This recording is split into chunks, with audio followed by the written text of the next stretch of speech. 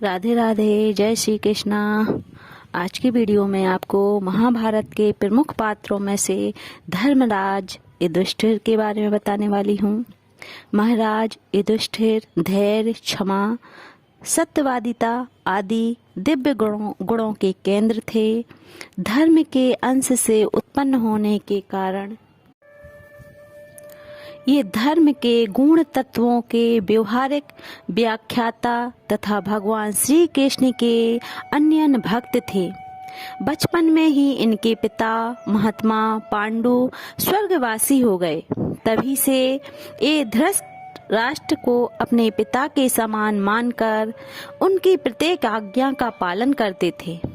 अपने सदाचार और विचारशीलता के कारण युधिष्ठिर बचपन में ही लोकप्रिय हो गए और प्रजा इन्हें अपना भावी राजा के रूप में देखने लगी।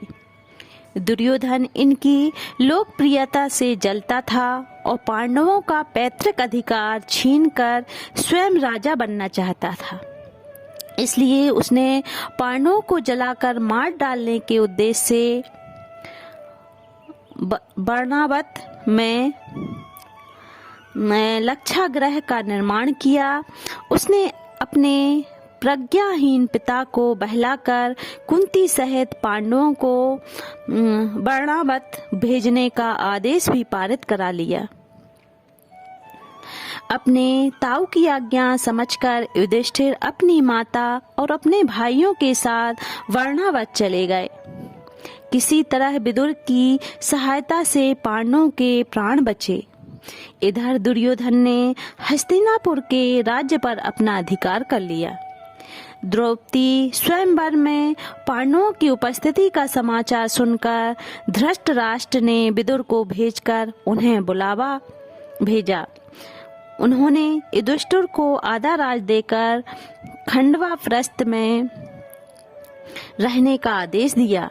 युधिष्ठिर ने उनके आदेश को सहर्ष स्वीकार कर लिया और खंडवा प्रस्थ का नाम बदलकर इंद्रप्रस्थ रखा तथा उसे अपनी राजधानी बनाकर विशाल राजसूय यज्ञ का आयोजन किया।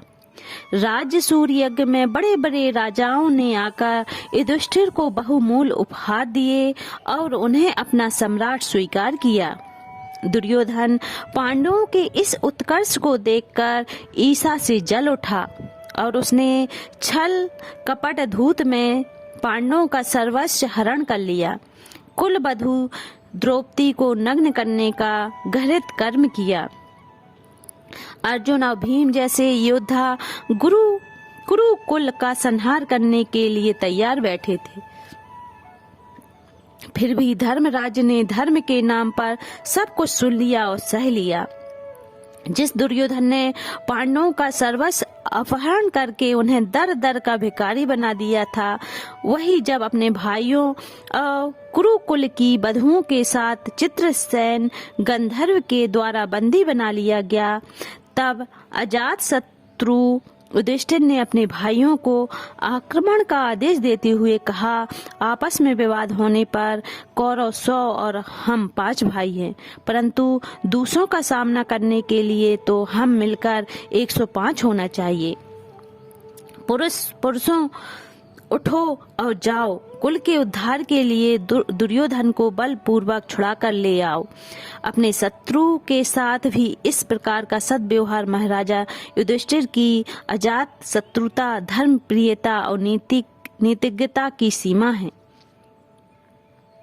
महाराज युधिष्ठिर निष्काम धर्मात्मा थे।